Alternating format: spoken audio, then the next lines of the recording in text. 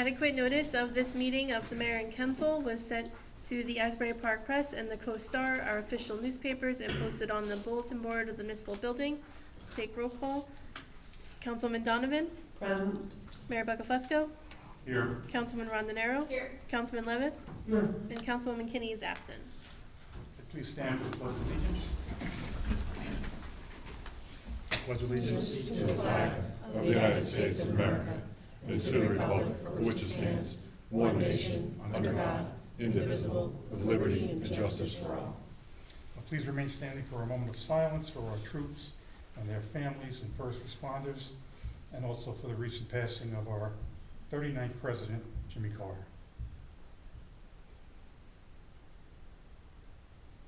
Thank you.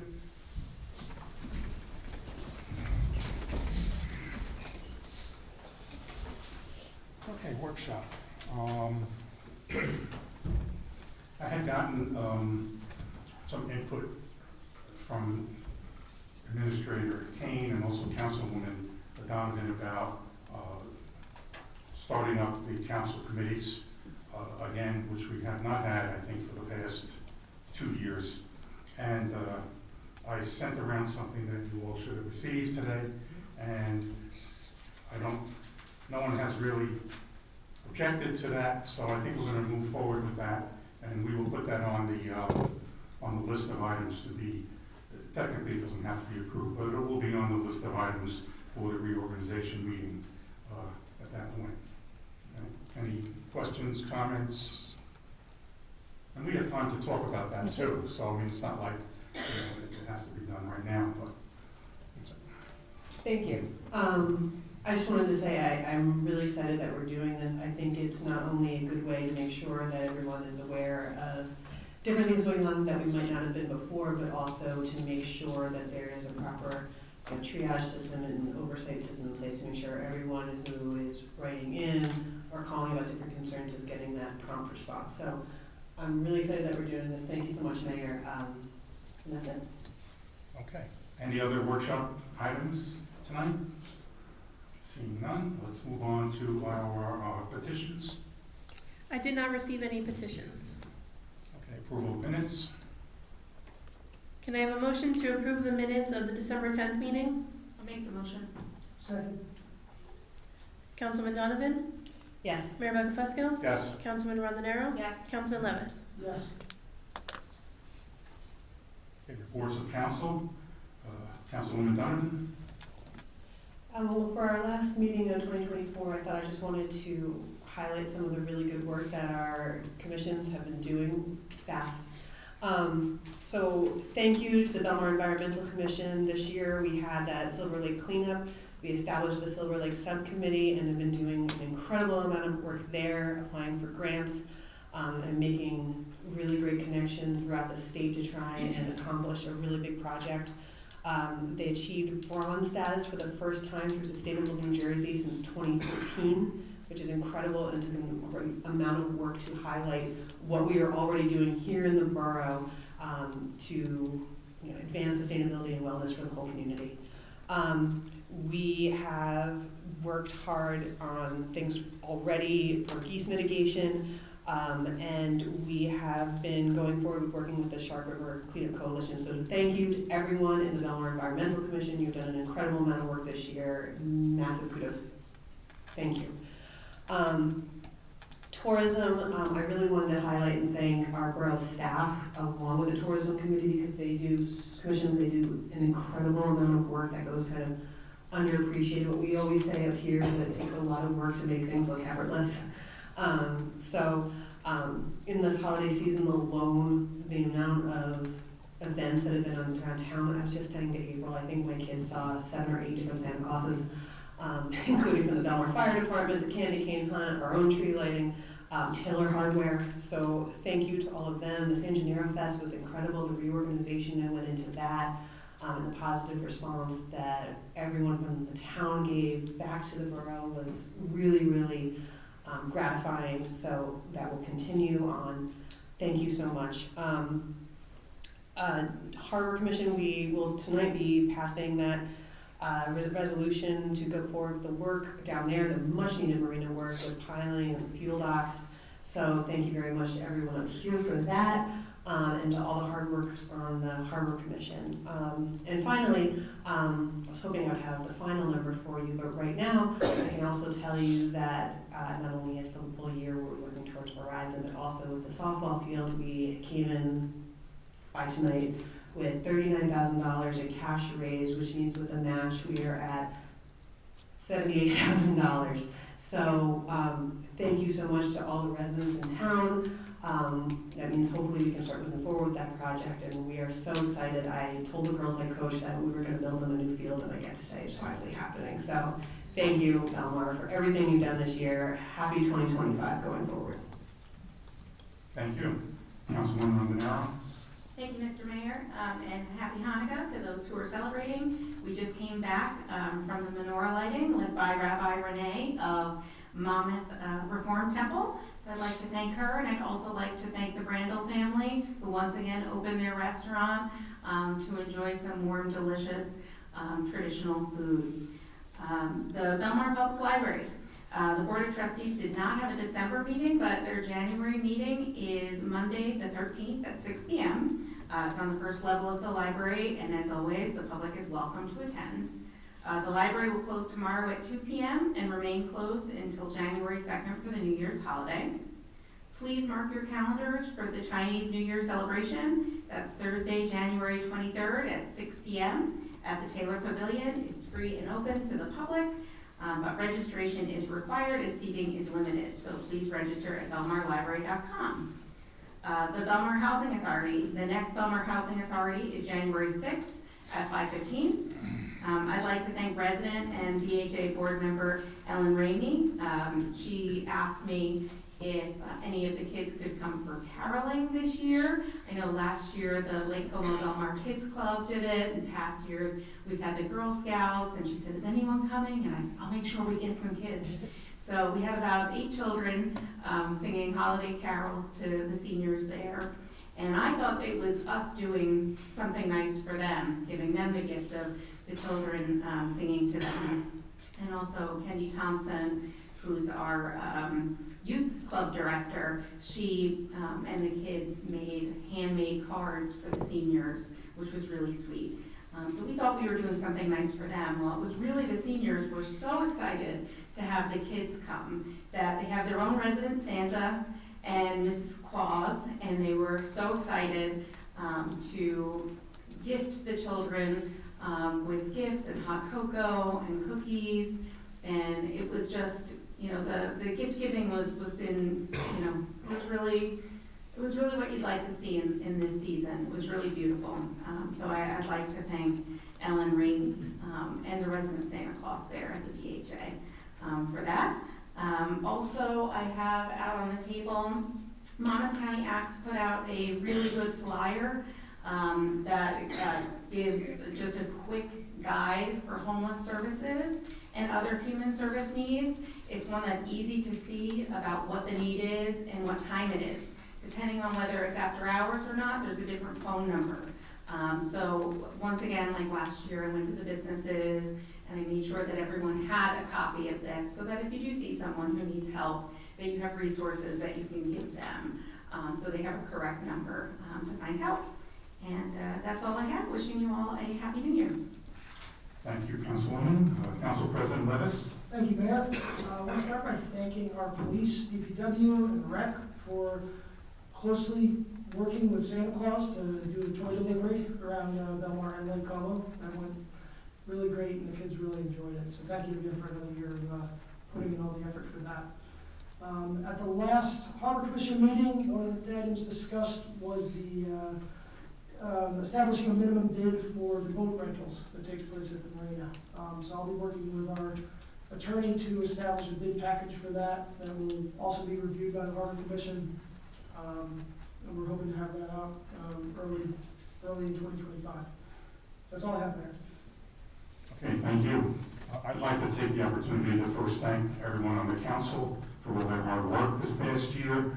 For those of you who have been coming to council meetings for the past number of years, hopefully you realize this is the hardest working council that's Belmar had in many years. So I appreciate it, and I'm sure the public appreciates it also.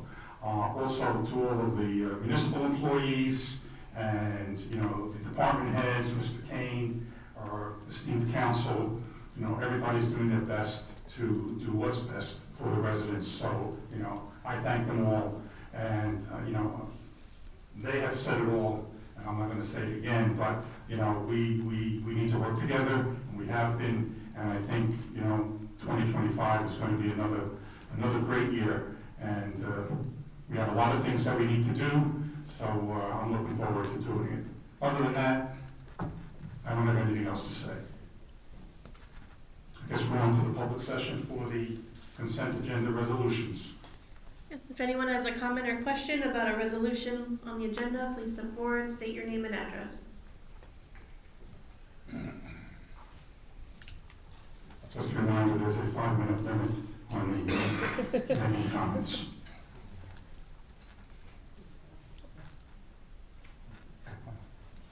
Testing, 1, 2, 3, 4. Is this working? Yes. I have a question. 2 items on the agenda here. One of them is the Belmar Marina fees for 2025.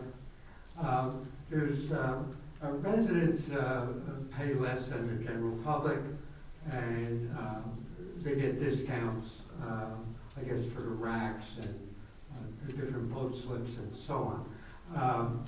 What's the criteria for evaluating as to whether somebody is a resident of Belmar? I couldn't find it anywhere in the Borough Code. Resident is not defined.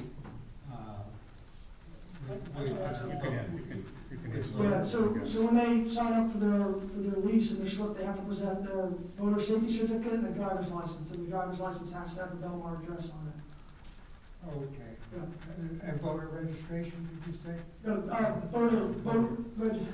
voter registration as well as the voting safety certificate will have their address on it as well. So the owner of the boat needs to be a Belmar resident, so that would be listed on their registration. Okay. I guess it would be the same thing with voter registration, wouldn't it? Yeah, we typically don't ask for their voter registration when we do the marina slips though. Okay. Thank you. The other one has, the question I have is regarding the resolution here for the fuel dock and I guess replacement of piles at the marina. Is there any dredging anticipated here? I see that, I guess there's about 15 slips that they're not navigable or filled with mud. Is dredging part of this project here? I'm going to say no, not as part of this. It's on a future project, but not in this award, on this resolution, no. Okay. Does anybody know when the last time that the slips have actually been dredged? I want to say it's been more than 20 years. Yeah, It's been more than 20 years. And it is, we've evaluated the slips that need to be dredged. We've put some pricing together with our engineer, so we are aware of it. And it will be a future project, just not part of this project. We would break it up. Okay, I was going to say, I guess it was 2017 perhaps. There was a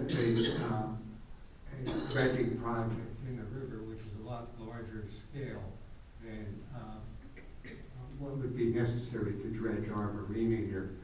And at that time, there was funding available from the Department of Transportation. Admittedly, they dredged the channels all the way up to Neptune and Neptune City, and I don't think they did anything at Wall Township, but certainly Avon and Neptune benefited from that, and that was about $7 million at the time. So to the best of our knowledge, it has, and I'm not even sure whether that dredging project dredged the Belmar Marina. They did not dredge the Belmar Marina in that project. That was funded by DOT because those are state navigation channels. So that's why DOT was doing it. And again, it took the state over 30 years to dredge those channels. That was a fight I was involved with as well at the Yeah. time. Okay, yes, and Belmar hosted the dewatering of the sediment. I know that Birdsall had designed the original marina layout there, and there was an area that was dedicated for dredge spoil handling, and to the best of my knowledge, that has never been used. It's behind where the bait shop, I guess it is, over there, and close to the highway. But there's no way in the world that we would be able to afford a larger scale job like was done by the Department of Transportation. But it may be a good idea to see whether that dredge spoil. We can hear you. Yeah, whether the dredge spoil handling area can actually be utilized. If not, then perhaps that space could be utilized for something else. Okay, that's it. I only had. Okay, thank you.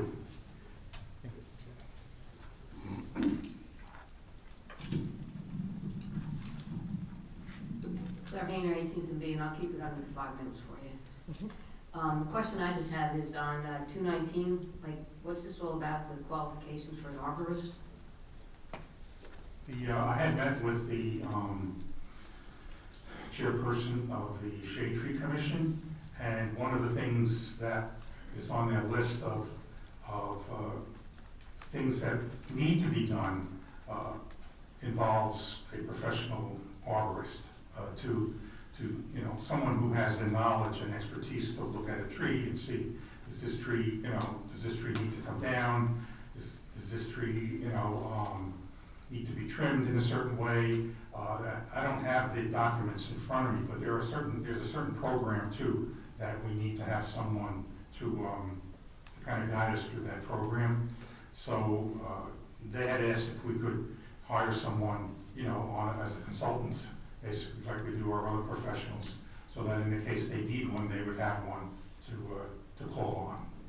So that's. Do we have that in the budget, or any idea what that might cost or anything? It wouldn't be a full-time position. It would just be like, As needed. yeah. Yeah, this is a consultant. This would be like if, I assume we would get an hourly rate, and if the Arbor Commission says we need to have, 3 trees checked for something, they would call the arborist and they would come in and then give us a bill like any other consultant would. But somebody else would be overseeing it, not just the tree commission saying, hey, can you go check this out? No, I mean, obviously, any expenditures have to go through the business and finance office. Yeah. Because I work with consultants Yeah. and it stands out. No, it's not gonna be a runaway train type thing. Okay, because there's a lot of trees that probably need to be trimmed. Thank you. All right. Any other comments? Okay, Right, can I have a motion to close the public session? I'll make that motion. Second. All in favor? Aye. Can I have a motion to approve the resolutions as listed on the consent agenda? Motion? Second. Okay, Councilman Donovan? Yes. Mayor Buckafusco? Yes. Councilman Rondonero? Yes. Councilman Levis? Yes. Right, we don't have any ordinances, so next is public session. Just please remember to state your name and address before you speak.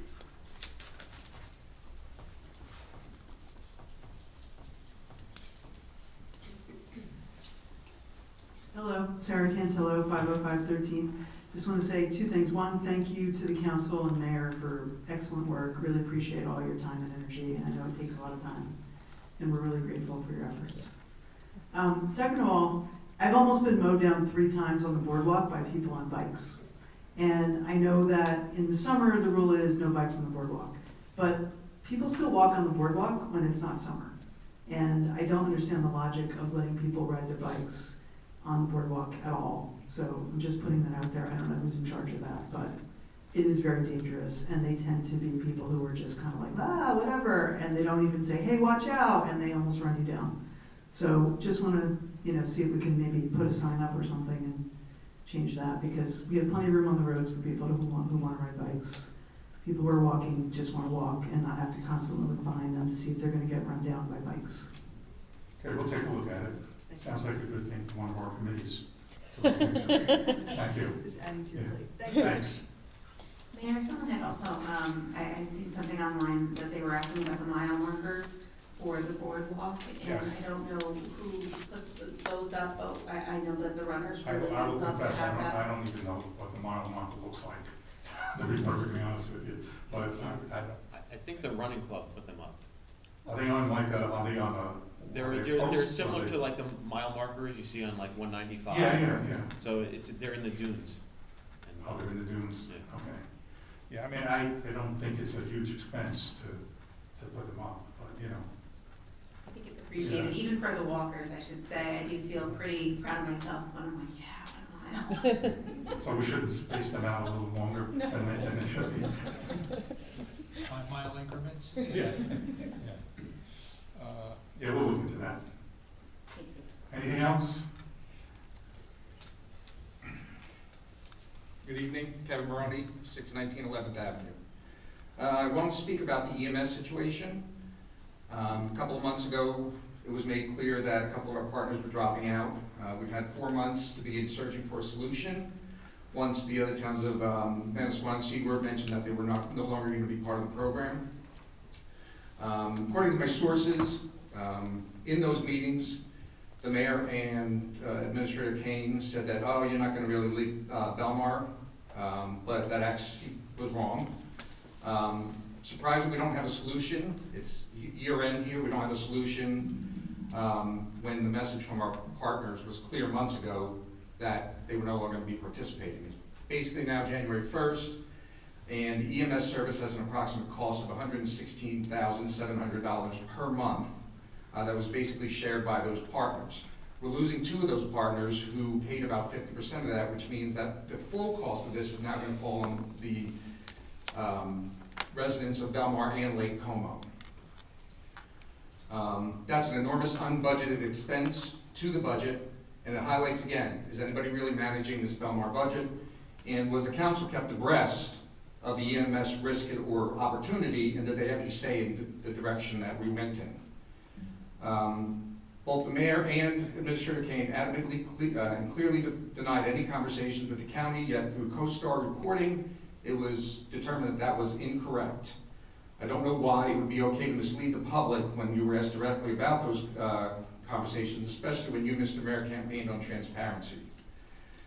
Mr. Kane, was the mayor made aware of this, or of the conversations? Please, all questions have to be directed to me. Fine. Were you made aware then of these conversations that Mayor Kane was having with outside? I'm aware of everything that has gone on with the EMS. Okay, Your great. sources are incorrect in many of the details that you said. Well, Okay, I want to let you know that. Okay. And we do manage the budget every day, Well, okay? you And were, this is an issue that we have been working on for weeks, okay? And your sources are wrong when they say that we were told months ago that Manasquan and Seagirt weren't going to be part of this. rumors were right throughout town that they were not staying. Well, rumors are rumors. And We have when they turned out facts. to be true, That's true, that they're not staying. but it didn't happen months ago, Okay. okay? I just want to make that point. I just don't know why we wouldn't have reached out to Monmouth County proactively to see what it was gonna cost. They're offering a service for free and would be contractually obligated for 5 years, and the service would be equal or better than what we're currently getting. Where are you getting that information from?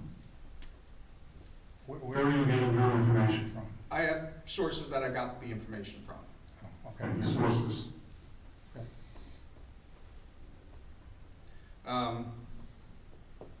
Is it better to saddle the residents with a $7 million obligation? We are going to be reaching out to the county probably in the new year and see what we can do to have them either come meet with us or meet with the council. So even if it to do takes that. 2 months for this to get... Please. You've interrupted me more than once. You would Okay, interrupt me go more than ahead. once, so don't get upset when I do it to you. I'm not upset, I'm not Okay, so upset. just don't. I'm not. Okay, even if we have to go through 2 months, of expense, that's $233,000 that was not budgeted for. We're in a new budget year, so it will be budgeted. I just think you guys have a fiduciary responsibility to make sure that these things are not falling as a burden on the taxpayers, and they clearly are because you don't have a plan by year. That's all I have to say. You're entitled to your opinion. Thank you.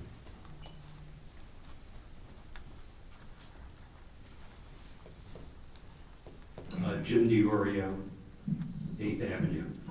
I'd just like to comment on the prior speaker, who was very indignant and questioned a lot of things. Yet, I never heard him say anything about the $1.2 million, I'll call it the toxic waste dump on 12th Avenue and Main Street. Now, you want to talk? But Jim, let's not. All right, but if you want to talk fiduciary responsibility, the prior administration had none. And I didn't hear that resident complain. And that expenditure was 1.2 million. And it has saddled this town with ongoing expenses with no end in sight.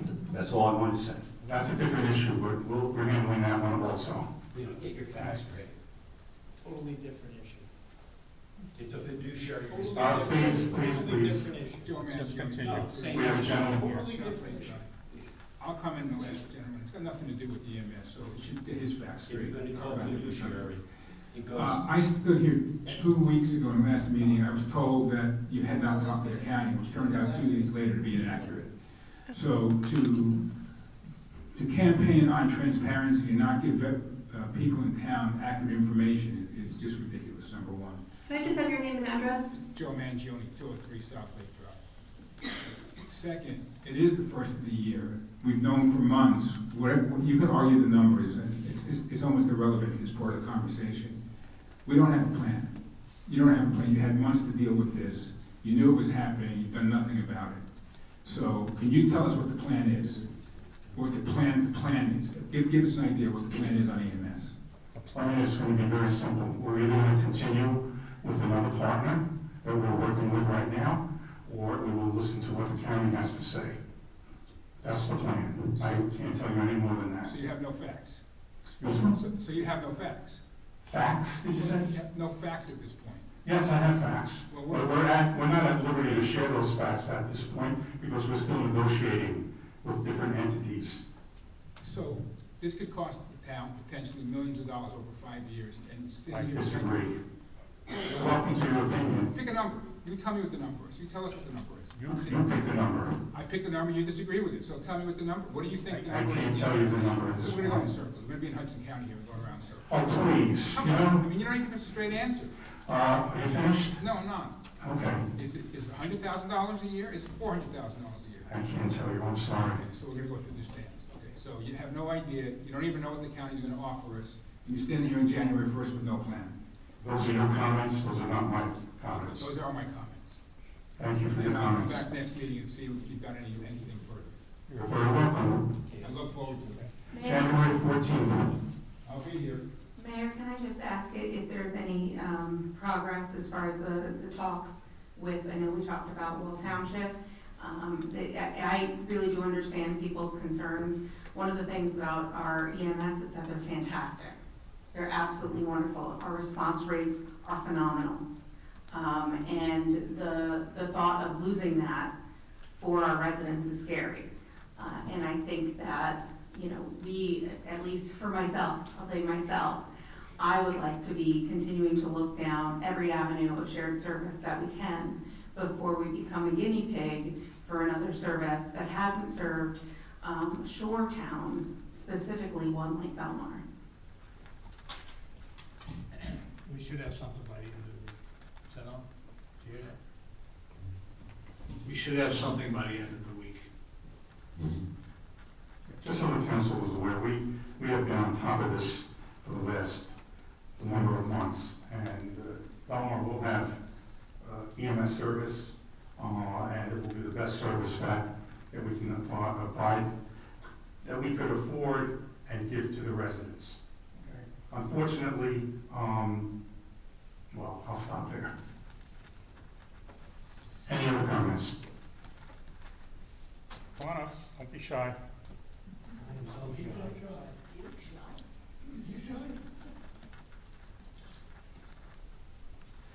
John Wall Senior at B Street. Didn't we have a free EMS prior to your administration? Well, we had the Belmar First Aid Squad, Right. which was, That was done away with yeah. because the prior administration had some sort of beef with them. Well, no, the First Aid Squad decided that they were gonna shut Because there down was on a their beef. own. The guy locked the guy up for taking gas. I don't want to get into the whole thing. Then we started our own thing, which instead of the Republic thing is to cut government, they added government. And now, we tried to do the best we could, and then people back out. So then you're handed a bag of crap, and then you gotta work with it. I think the town should be thanking you for doing the best that you could with the situation the hand you were dealt with, including the gas station that they gave us $100,000 to clean it up, and it's probably gonna cost $1 million. But I don't hear anybody saying anything about that. So, I mean, I know I was in that profession, and I know what a pain in the ass it is, and there's nothing written in stone, and stuff is always changing around, and especially down here because it goes from volunteerism, and then we have to pay. And we had a great volunteer EMS. They didn't want the people that got paid here. They were so proud about it, and the prior administration cut their legs out. So if anybody wants to get mad at people, blame the people that were here before that, because they're the ones that set the wheels in motion. Thank you.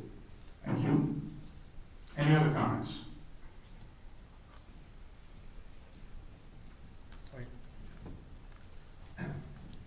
Eugene Creamer. Hold on, she was on her way up.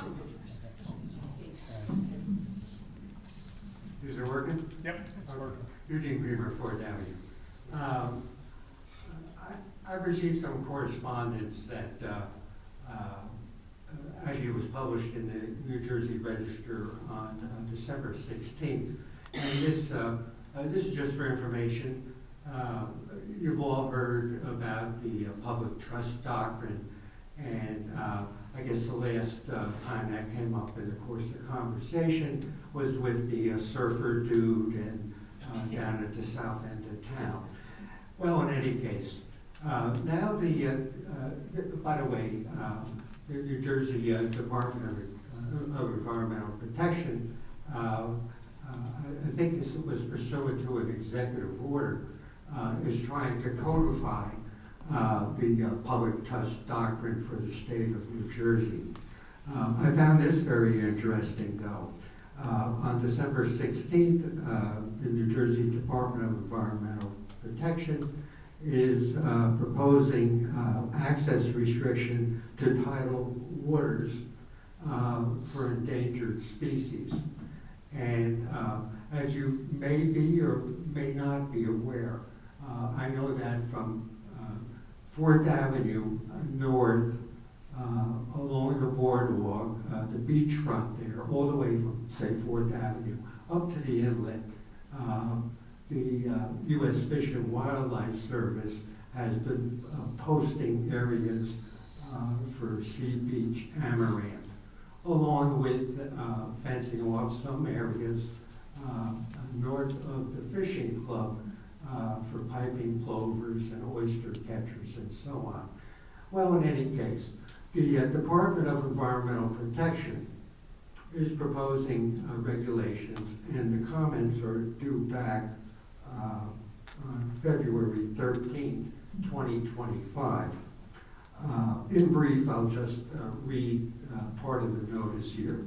The proposal contains the procedure for the department to establish restrictions to public access of tidal waters and adjacent shorelines to protect wildlife species that appear on the New Jersey Endangered Species List. It defines the criteria and terms the department uses to identify critical habitat areas that endangered species rely upon for breeding, resting, and or foraging in tidal water, adjacent shoreline, or both tidal water and adjacent shoreline. It sets out the procedure the department will follow to providing public notice prior to the onset of access restrictions, the installation signage, and the methods of identifying restricted habitat areas, and civil penalties for violations. Now, for years here, we've had the dunes just east of, along the boardwalk on the eastern side. We have had restricted access enforced by the town and fines up to, I believe, $500. Now, and by the way, probably to the best of my knowledge, it's like a lot of other laws that we have in town with penalties attached, but has probably never been enforced or a summons actually issued. But here now, we're going to have areas that the department, like I said, I suspect they're looking primarily north of Fourth Avenue and north up to the inlet, that will be posted, and there will be civil penalties involved. Actually, I support this. I think this is a very good idea. Plus, we'll have the backing of both the New Jersey Department of Environmental Protection and the U.S. Fish and Wildlife Service.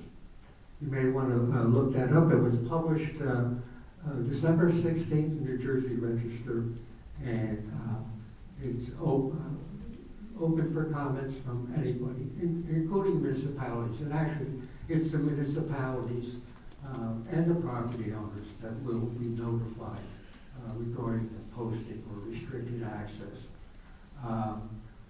You may also want to take a look at the Department of Environmental Protection's public access or public trust doctrine.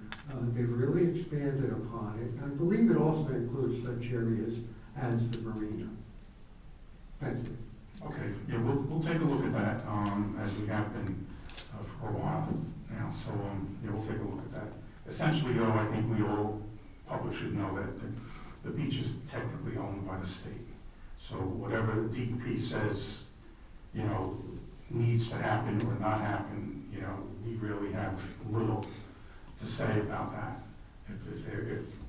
If that regulation says, if they say a portion of the beach has to be closed because of some, you know, threat to some species, then the beach will be closed at that spot. So that's nothing new for us, but you know, they really control the entire waterfront. Yeah, this may be seasonal. I'm sure some of it will be seasonal restrictions. Yeah, I agree. You know, we have a lot of transients. However, The sea beach amaranth, that's not a transient species, endangered species that moves around by itself. It kind of, I find it somewhat remarkable.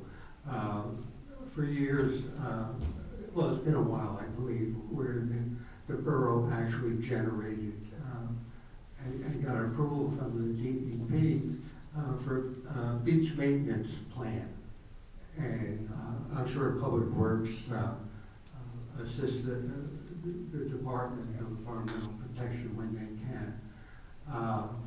But the sea beach amaranth is somewhat unique in as much as it is an annual plant.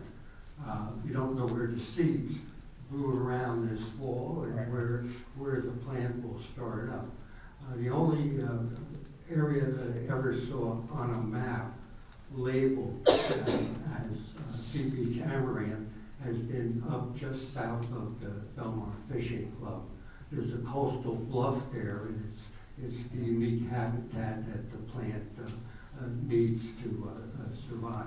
However, in 2020, I didn't get a chance to get down to the beach in 2024, but in 2023, the U.S. Fish and Wildlife Service had marked out many areas, more than a couple of areas, from 4th Avenue north up to the fishing club.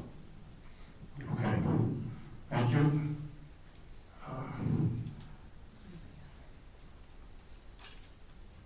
Claire Hayner, 18th and B.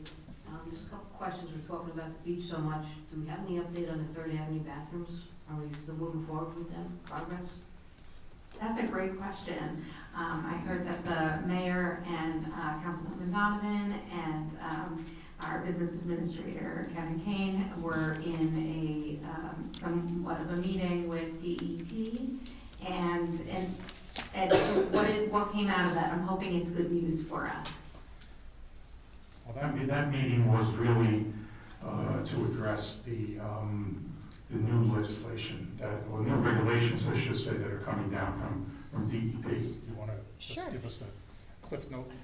Well, to directly address the question though, the new rule, it is an intense over 1,000-page rule that I'm sure Mr. Kramer has already read. Maybe not. But one of the things in the new rule, it says it will allow for temporary structures as long as we can get them off the beach within 24 hours. Which to me, and thanks to the work that Councilwoman Martinero has done, opens up a pretty delightful opportunity for us to get to that, hopefully get to that yes on the 3rd Avenue bathrooms. So I'm optimistic at least. So as for the rest of that meeting, the very 10,000-foot view on the rule is talking about the results of a study that mapped out where the potential new floodplain would lie in 100 years from now, which in some maps would even put it up towards Main Street. And what would the new construction regulations look like to account for that type of potential scenario?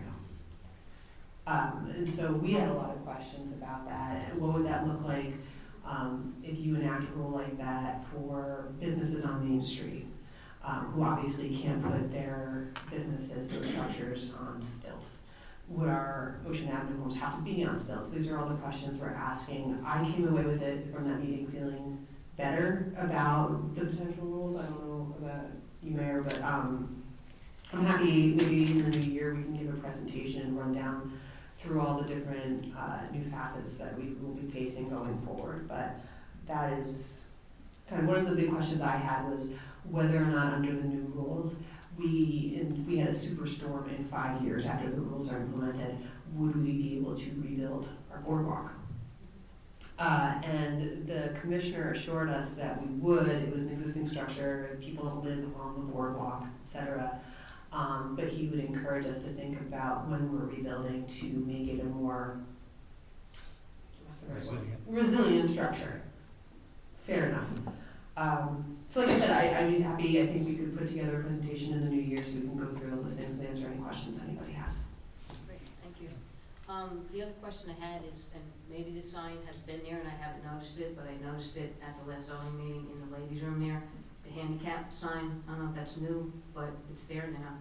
And if anybody walks into, and I welcome the gentleman to walk into the ladies' room to look at this, the handicap bathroom, the only thing that makes that bathroom a handicap is that the door is wide enough. There is nothing else in there that makes that handicap. I brought this up years ago, and I think I was told maybe by Ted Bianchi, I'm not sure exactly who, that it was grandfathered in the way it was. I don't understand that. I never will. But then again, I was also told that the curbs the handicap curbs were the homeowner's responsibility, and it wasn't, it was the town's. So hopefully we can possibly do something with that bathroom, or I don't know what the men's room looks like, but make it truly ADA accessible with that. And last but not least, thank you all for everything that everyone has done throughout the years. I've been coming to these meetings for 9 years now, and there's one thing that is consistent, that every time an administration changes, it's always the prior administration's fault. So hopefully, we can do what I used to tell my team all the time, you can't change the past, you can only guide the future, okay? Stop looking in the mirror. Happy New Year, everyone. Thank you. Anyone else? Can I have a motion to close the public session and adjourn the meeting? I'll make the motion. Second. All in favor? Aye.